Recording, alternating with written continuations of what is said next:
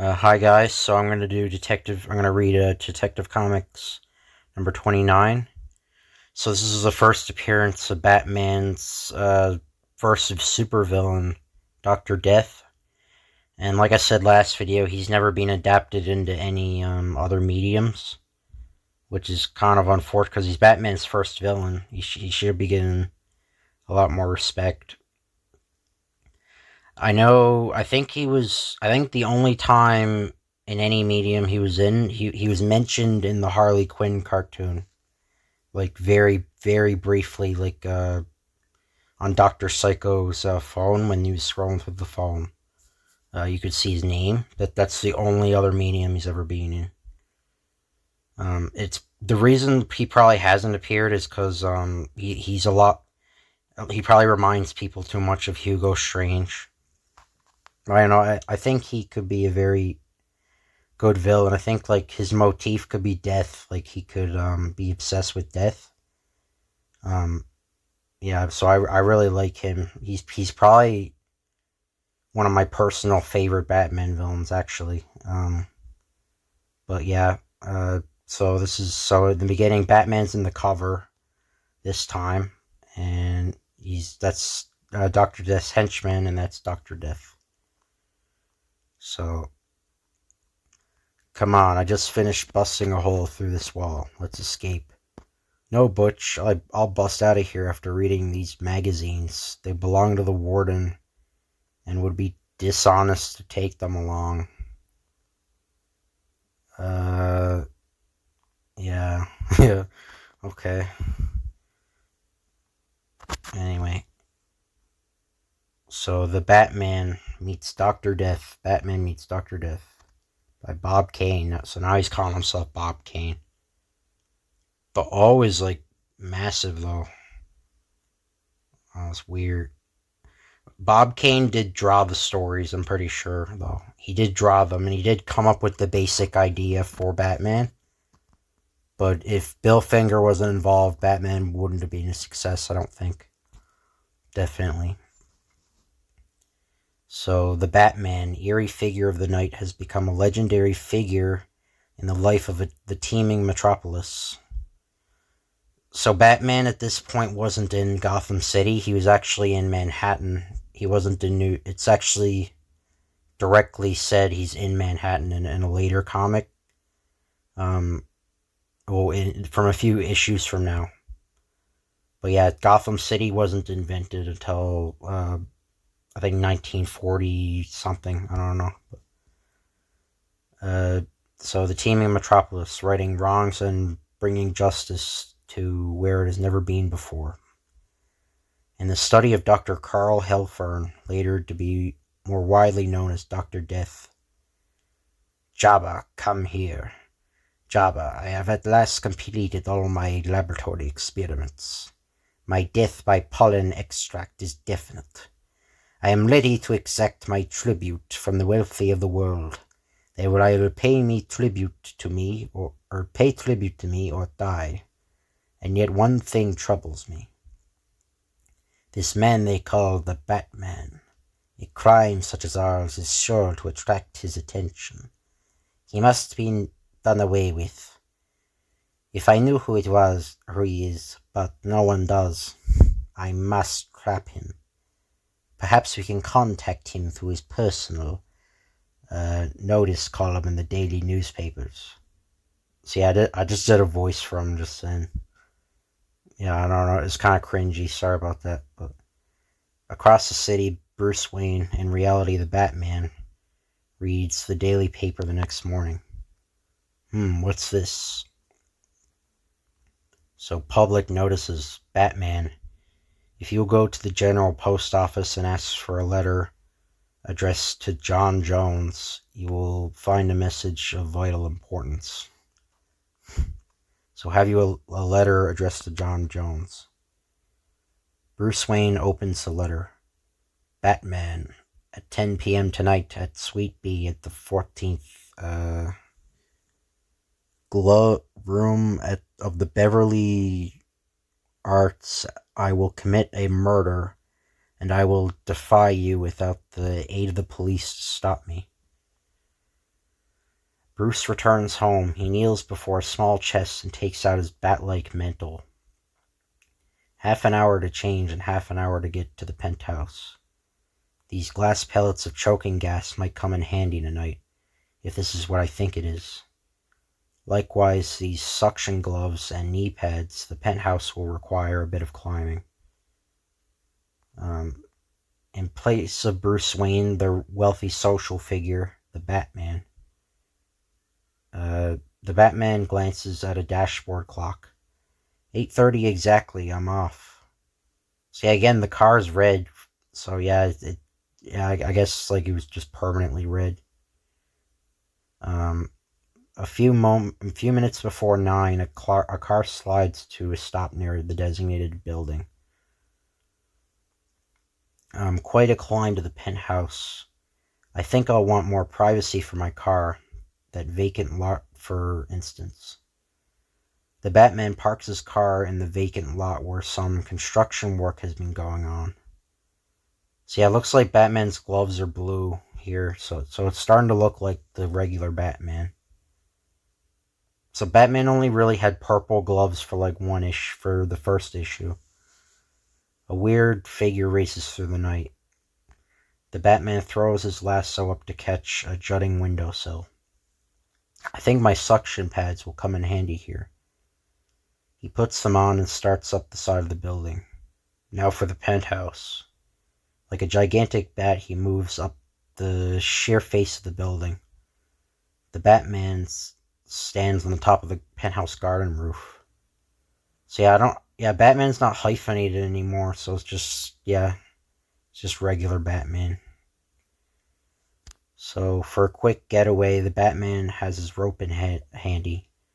The Batman surveys his ground cautiously. Unseen by the Batman are the gunmen placed to trap him by Dr. Death. He bit for it. Shall I give it to him? No, the doctor said to kill him inside, so the police will find him in here. Wait, he's coming in. The lights blaze on, and the Batman is caught in a trap. Put him up, Batman. We got you at last. But the gunmen reckon without the great speed and agility of the Batman. So bang, bang. And he throws a statue on him, and the hired killers go down. Quick as a panther, the Batman is upon the gunman, lashing out with both fists. So yeah, this is Batman has a gun here. So this is the first time I think we see Batman with the gun. It's very brief, though. It was only like 1 year he had the gun. And it was only sporadic, but... And who sent you, may I ask? We can't tell you. He'd kill us. Your choice, gentlemen. Tell me, or I'll kill you. Yeah. Good evening, Batman. Dr. Death sends his greetings. Jabba fires. The Batman is hit. The wounded Batman ejects a gas pellet from his belt. The Batman holds his breath and slams the gas pellet on the floor in front of the giant Indian. Ugh, I'm choking. The room becomes filled with a deadly gas. The wounded Batman leaps for the glass windows leading to the penthouse roof. God, he's jumped off. What the gunmen of Dr. Death failed to see. So sorry about that. The Batman swings onto a projecting cornice of the roof. The blood still seeping from his wound, he slips on his suction gloves and knee pads. The Batman in his car places a pad of cotton on his bared shoulder. This'll keep until I get to a phone booth. Dressed in civilian clothes, once more, Bruce Wayne, the Batman, enters a phone booth. Daily Globe? I want this inserted into your public notice column. I accept your challenge, Dr. Death, the Batman. I guess I better see the family doctor at once. The shoulder is beginning to ache. So yeah, there's no Alfred. Alfred wouldn't appear until, I think, 1941 or 42. Instead of Bruce Wayne was in the early comics from the 1939 to until Crisis on Infinite Earths. He was raised by his uncle. I think it was like his name was Philip Wayne. It wasn't Alfred that raised Bruce. That was only a post-crisis thing. But anyway, so it's all right now, Bruce. But how did you shoot yourself when there are no powder marks on your flesh? I do funny things sometimes, Doc. I'll tell you all about it someday. Thanks for everything.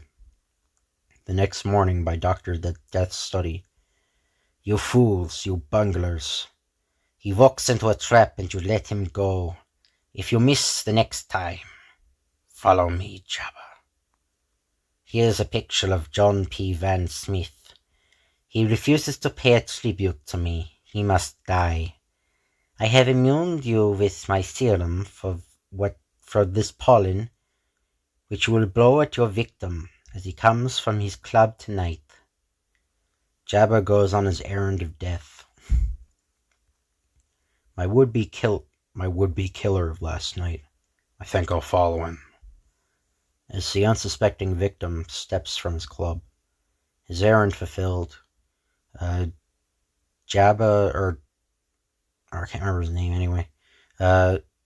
Jahab, or they call him Jahab now. They're calling him Jabba earlier. Jabba or whatever flees, but he is not reckoned upon the presence of Bruce Wayne the Batman.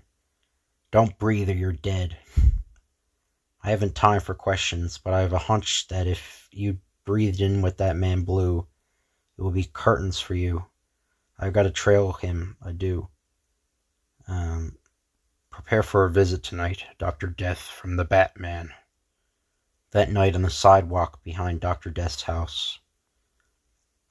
On his rope, the Batman climbs to the second story of the house. Only a few minutes more, Dr. Death. We have a score to even. Yeah, I can't. It's hard for me to do the voices while reading. But yeah, I'll try my best to do them. But a creak of glass cutter and the Batman enters. The Batman finds Dr. Death and his giant servant Jabba. Yes, so now it's Jabba in the laboratory. It won't take long, Doctor. A snap of a lasso and Jabba is jerked from the table. The Batman. Good evening, Doctor, but it won't be after I'm through with you. You fool. Dr. Death presses a button and drops into a secret chute. I can just make it before it closes, I hope. Into the unknown after Dr. Death plunges the Batman, who lands on a mat and sees Dr. Death disappearing down the hall. The Batman pursues Dr. Death relentlessly. Dr. Death returns to the laboratory in a last desperate attempt to elude the Batman. There is yet time. The Batman seizes a fire extinguisher on the wall and... You are just too late, my foe. Watch the fiery death. Flings it at Dr. Death, knocking the deadly tube to the floor where it swiftly ignites into a blazing inferno. Ha ha ha, oh you fool. You are the poor fool. He's gone mad. Death to Dr. Death. What is it death to this arch-criminal? Follow the further amazing and unique adventures of the Batman. So, I don't know if I should spoil it or not, whether Dr. Death actually dies. But yeah, I'll read that next stage. But the next one I'll do is Action Comics number 4. That's the next one. I'll read the Superman story in that, and then after that, I'll read Detective Comics number 30. So, or if you guys want to see a specific comic or something, just let me know, and I'll do that. But again, it has to be over 10 years because of copyright reasons. But if you guys enjoyed this video, like, comment, subscribe, and I'll see you guys later.